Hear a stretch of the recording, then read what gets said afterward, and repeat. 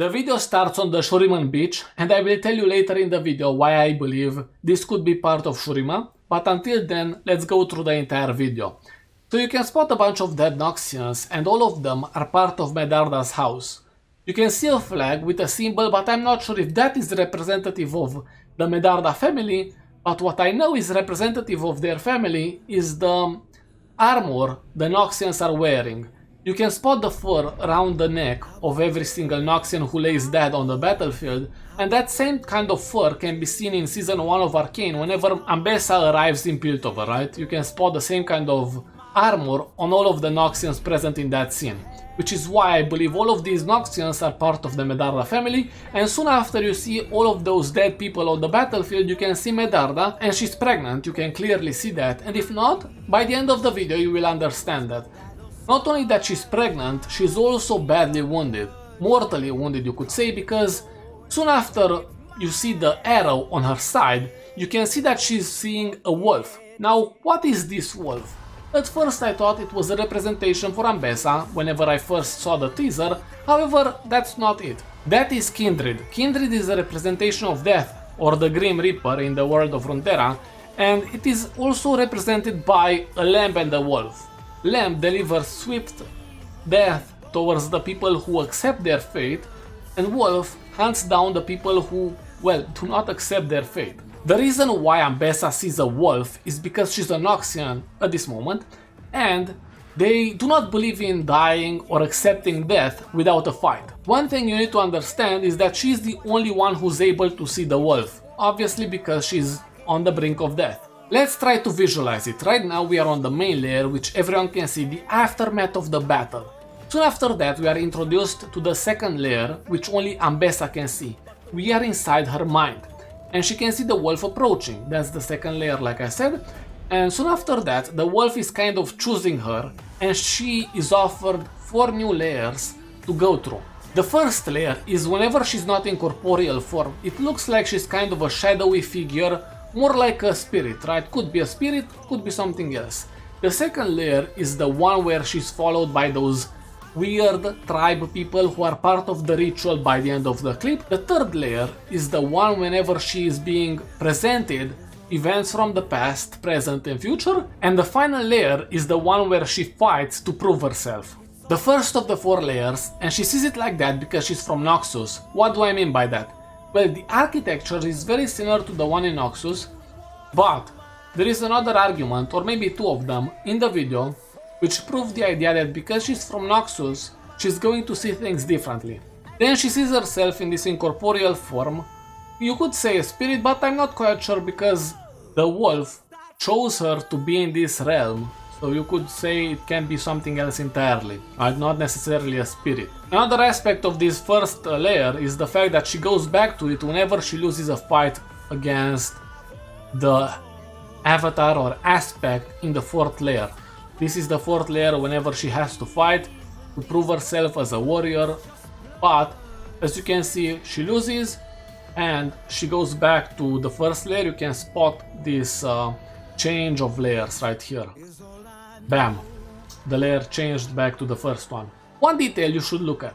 Look at the incorporeal form. Very clean, no cuts on it. And I'm saying that because she goes back to the 4th layer every single time she loses, right? So she loses once, twice, 3 times in the video, but at the same time, it seems like she lost multiple times, and that's because of the amount of cuts she has on the body. And not only the incorporeal form or the incorporeal body gets all of these cuts, it seems like the cuts transcend the incorporeal form into this corporeal form she uses to fight. You can see all of these sort of cuts, but at the same time look more like painting. Either way, by the end of it, she's able to fulfill the idea of this trial, whatever it is. I'm quite sure it's not supposed to be her necessarily defeating this person who's most likely Pantheon, and that's because it seems like this guy is able to defeat her without any problems. So it could be unwillingness to yield the idea of this trial. You could say she wants to leave, right? Now let me go through this entire 4th layer so we can finish it and move on to the next ones. So let's say all of these people were chosen by the wolf because of the great things they are going to accomplish, or at least it seems like it because of the Ambessa vision of her sitting on a throne, right? It could be one of the reasons why she was also chosen to go through these trials. So let's go through all of them. Swain, Katarina, Pantheon. Why do I say that's Pantheon? There is a skin line with the name The Chosen of the Wolf, right? And he's going to receive a skin. Pantheon will receive a skin. So it could be him. You could go through the arguments that he doesn't have the scar, and there are multiple people who have the same kind of armor. There is a reason why he doesn't have the scar. And I believe the best argument is the fact that he went through this trial before getting the scar in the first place, which is why you can see him without a scar. Which is that moment? There is a moment in his story whenever he's with Pilus or Pilus and they are attacked by some outsiders. That's how they are called in that story. And he is hit with an axe. And then he wakes up somewhere else. So he is gravely wounded. And it seems like it could be the best moment for him to go through this trial because he will achieve great things. He is seen as the chosen of the wolf or one of the chosen of the wolf because of the great things he's going to achieve. And we all know what's going to happen after that moment. Then we have Swain. He has the demon hand already, so it could be that the great thing he achieved was overthrow Darkwill, and the moment of inflection, the moment when he received the favor of the wolf, would have been the moment he lost the hand. Maybe. Then we have Katarina. She's living a very adventurous life, very dangerous one at that, because she's also hunted by other assassins. Now let me try to explain why I said specific moments in time for when they received the blessing of the wolf or the favor of the wolf. That's because that's when they were on the brink of death. Very simple, but they are represented right here in that moment exactly how they were. In season 1, Ambessa has a scar running from her lip down on her chin. And obviously you are going to say, what about that? She has white hair, it means she's older. That's not representative of age. You can see her skin, her lips, everything seems the same way she is like whenever she enters the trial. And whenever she's fighting inside one of the trials with the other guy who looks like Pantheon, that guy also has white hair. It's not representative of how they are going to look like in the future, it's representative of how they are looking right now, but in a more ascended way. This right here is how she's going to look like in the future, and you can spot the same look in the series trailer if I remember correctly, and this is part of the third layer. In that third layer she also sees the present. This is the moment whenever she's surrounded by those tribe people, whoever they are from the second layer. We'll get to that in a second. And one other thing which is part of the third layer, and I will finish the third layer with that, is the moment whenever she is shown this representation of herself with a lamb and she sheds a tear whenever she sees it because, well, she understands what she has to give up probably, which is represented by the lamb, which on its own is very sacrificial and, well, it is going to be sacrificed during the ritual. It is a trial sort of for Ambessa because at the end of the day I believe she can choose if she's going to give the lamb to Kindred for the pact, right? And people believe the lamb is representative of her innocence. It could be that, but at the same time there is this other idea which makes a lot more sense. What if the lamb is representing her child or one of her childs, right? What if that's the case? Because then it makes a lot more sense for her to have this face full of sorrow, full of sadness, crying in one of the scenes whenever she realizes what she has to do. At the end of the day, both her and her unborn child were marked by Kindred, right? Then again, who knows if that's the case. And one other thing I want to bring up related to the second layer is the fact that she is seeing Shurima. Sandy waves everywhere, right? And in the air, a representation of the wolf, the pact between her and Kindred. She is seeing the wolf because she's from Noxus, but at the same time she has ties to Shurima, the Solari people, the cultures of Shurima, she knows them, right? That's why she's seeing all of these people, who knows who they are, right? But they are also worshipping Kindred, or it seems like it, they are part of the ritual. So the ritual goes on, she gives up the lamb, representative of, in a sense, maybe unborn child. Something we'll find out in 30 days, who knows? But she realizes, that's the only thing I can do. I gave it up already. I'm gonna cry about it right now, but the deed is done. Now all the layers are going to converge into one. The third layer, she's going to climb the stairs to sit on the throne. She saw herself sitting on the throne in that future shown to her. Then we see the first layer with a representation of Kindred, the lamb, right? This is a more wolf-like representation for the bipedal form. And you can see the same type of dynamic in the still here cinematic, but there it is a representation for Freljord. Right here it is a representation for Noxians, and that's because, like I said in the past multiple times, Noxians believe in the wolf, which is of course not giving up without a fight.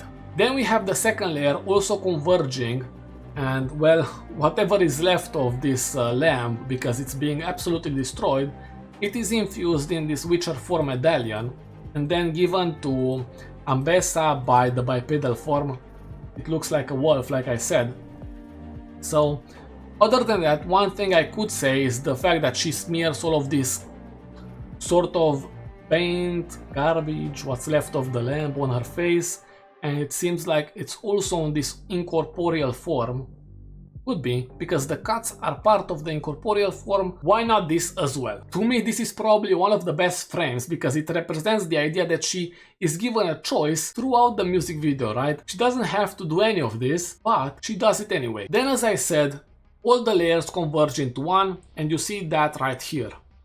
Then we have a mega intriguing moment, probably the most intriguing moment in the entire music video. It's this one right here with the baby, and that's because there is this energy going through the baby, and then the mother wakes up. What is that energy, and who is the child? Ambessa Medarda has two children, Kino Medarda, who's the oldest, and Mel Medarda, who's about 30 years old in the first season. How do I know that?